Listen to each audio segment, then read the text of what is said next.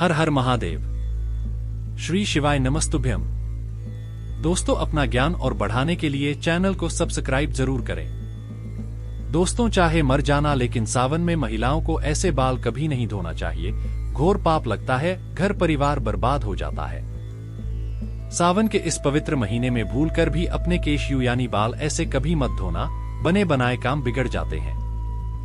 दोस्तों, अगर आप भगवान शिव से प्यार करते हैं तो कमेंट बॉक्स में सच्चे दिल से लिख दें, हर हर महादेव, ओम नमः शिवाय। और हमारे चैनल को सब्सक्राइब करके इस बेल आइकन को जरूर दबाइएगा। दोस्तों, सावन का महीना बहुत ही शुभ और खूबसूरत महीना होता है, प्यार का महीना होता है। सावन का हर एक दिन उतना ही पवित्र माना जाता है जितना कि गंगा जल। सावन में शिव जी की पूजा अर्चना करने से मनोकामना पूर्ण होती है। अच्छे वर की कामना करने वाले लोग सावन सोमवार व्रत अवश्य रखें। आपको बता दें, सावन जब बरसते हैं तब अक्सर हम उससे स्नान करते हैं तथा बालों को धोते हैं। पूरे सावन हम खुशी से बरसात का लुत्फ उठाते हैं। लेकिन क्या आप जानते हैं, सावन के इस पवित्र महीने में किसी भी महिला को ऐसे बाल कभी नहीं धोना चाहिए। हो जाती है पति की मृत्यु, पति का काम धंधा बिजनेस सब ठप हो जाता है, संतान को मिलते हैं कष्ट। आइए जानते हैं। दोस्तों, आज का विषय है सुहागिन महिलाएं किस दिन बाल धोएं और किस दिन न धोएं। सुहागिन महिलाएं घर की लक्ष्मी होती है, गृहलक्ष्मी होती है। गृहलक्ष्मी यानी कि घर की सुख समृद्धि आप पर निर्भर है। ऐसे में सुहागिन महिलाओं को कब अपने बाल या फिर सर धोना चाहिए और कब नहीं, यह तिथि और बार पर निर्भर है। दोस्तों, पहले बात करते हैं तिथि की।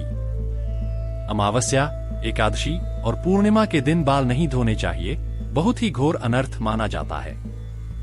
ज्योतिष शास्त्र के अनुसार अगर देखा जाए तो अमावस्या, एकादशी और पूर्णिमा तिथि पर चंद्र या तो उच्च या फिर नीच स्थिति में होता है। ज्योतिष कहता है कि चंद्रमा मस्तक को प्रभावित करता है। दोस्तों, दूसरा, हमारे हिंदू पंचांग में तिथि के अनुसार ही व्रत और त्योहार मनाए जाते हैं। यह शुभ दिन है, इनके एक दिन पहले बाल धोने चाहिए, न कि उस दिन पर। दोस्तों, अब चलिए जानते हैं बारों के बारे में। किन बातों में बाल नहीं धोने चाहिए। 3 बारे में बाल धो सकते हैं। यहाँ भी आप एक बात का ध्यान रखें कि आप किसी भी बार का व्रत रखते हैं तो उस व्रत वाले दिन पर उस बार में आप बाल नहीं दूंगी, एक दिन पहले ही बाल धोकर शुद्ध हो सकते हैं। दोस्तों, रविवार को बाल धो सकते हैं। रविवार का व्रत रखते हैं, यह सूर्य देव की आराधना करते हैं, तो रविवार को बहाल न हुई। यदि आप व्रत भी रखते हैं और किसी अन्य बारे कार्य की वजह से आपको रविवार को ही बाल धोना है, तो आपके लिए यह उपाय है।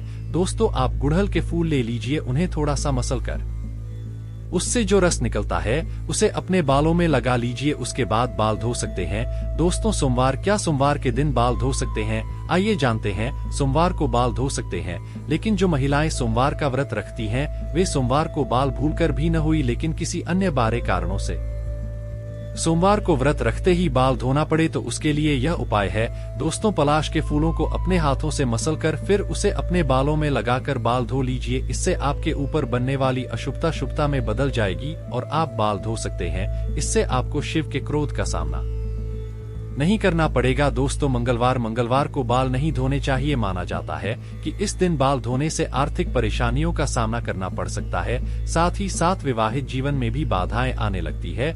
यदि किसी कारणवश मंगलवार को ही आपको बाल धोना पड़े, तब ऐसे में लगने वाले दोष से बचने के लिए करें ये उपाय। आंवले का रस या फिर आंवले के चूर्ण का पेस्ट बनाकर आप उसे अपने बालों में लगा लें और फिर अपने बाल धो लीजिए। दोस्तों, बुधवार को महिला एवं बाल धो सकती है, लेकिन मान्यता है कि यदि किसी महिला के छोटे भाई हो तब ऐसे वह बाल न हुई, क्योंकि बुधवार का अधिपति बुध ग्रह हमारे छोटे भाई बहनों के कारक है। इस दिन बाल धोने का दोष हमारे छोटे भाई को लगता है।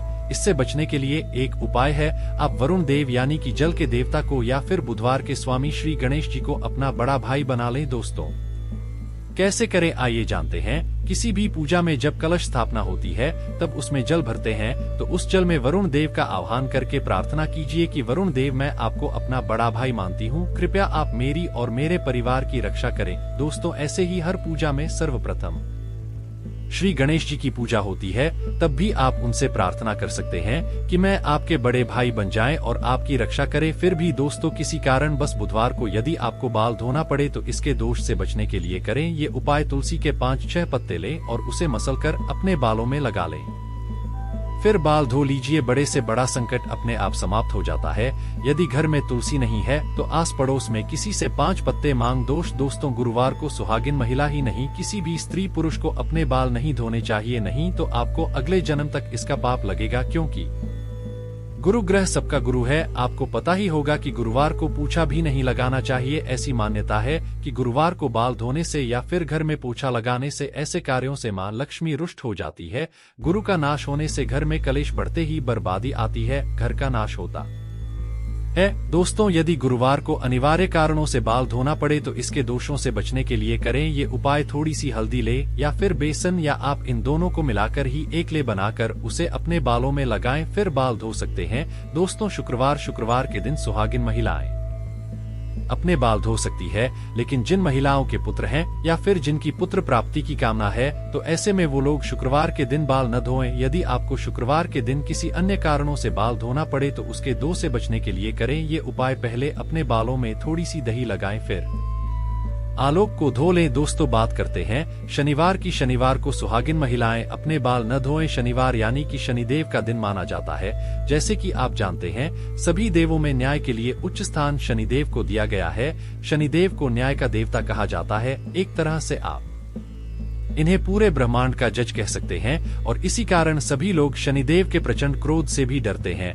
दोस्तों, यदि आपको शनि के प्रकोप से बचना है तो इस दिन आप बाल कथा ही न धोएं। किसी अन्य बारे कार्यों से इस दिन बाल धोना पड़े तो इस दोष से बचने के लिए पहले अपने बालों में कच्चा दूध लगाएं, फिर बाल धो लें। बालों में थोड़े से कच्चे दूध का चीरा लगाकर बाल धोने से शनिदेव की बुरी दृष्टि नहीं पड़ती। दोस्तों, हम आपसे कुछ जरूरी बातें शेयर करना चाहते हैं और वह यह है कि सुहागिन महिलाएं अपनी मांग में सिंदूर भरती है। शरीर के इस स्थान को यानी कि मांग को गंगा स्थल माना जाता है, तो जब यह पर सिंदूर लगाया जाता है तो उसे गंगा सिंदूर कहते हैं। यही पवित्रता और सौभाग्य की निशानी है। इसी कारण जो सुहागिन महिला नहाकर मांग में सिंदूर भरती है वह पूजा पाठ में शामिल हो सकती है, अगर बाल भी धोए तो, क्योंकि उसे पवित्रता और सौभाग्य का वरदान मिला है।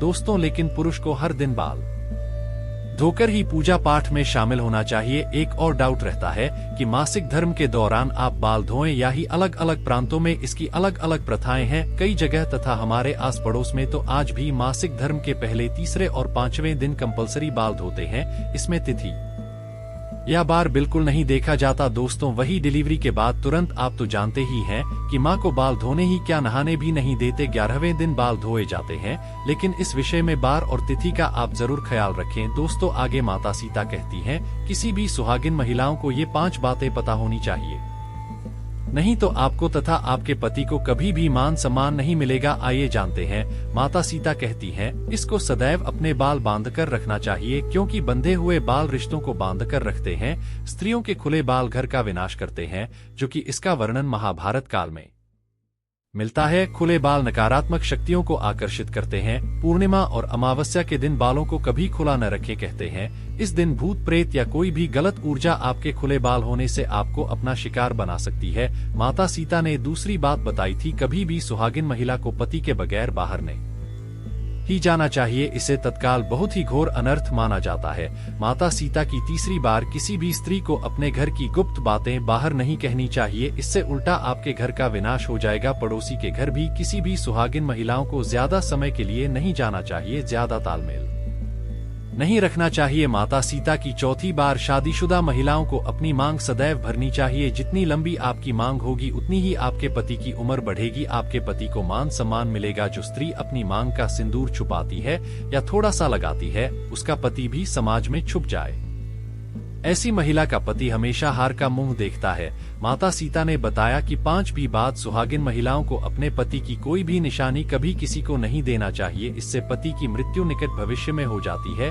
पति की कोई भी निशानी पत्नी को सदैव दिल से लगाकर रखना चाहिए। दोस्तों, अंत में माता सीता कहे आती हैं। इस तरह को सदैव अपने पति यानी कि परमेश्वर के पांव अवश्य दबाना चाहिए। पुरुष के घुटने से लेकर पिंडली तक का भाग शनि का होता है तथा स्त्री के कलाई से लेकर उंगली तक का भाग शुक्र तो होता है। और जब भी शनि पर शुक्र का प्रभाव पड़ता है तो धन की प्राप्ति का योग बनता है। अतः स्त्री को प्रतिदिन अपने पति के पैर दबाने चाहिए।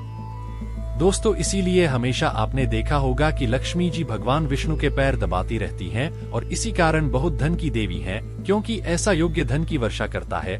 दोस्तों, अगर आप सच्चे दिल से माता लक्ष्मी को अपने घर पर बुलाना चाहते हैं तो कमेंट बॉक्स में लिखें, जय माता लक्ष्मी।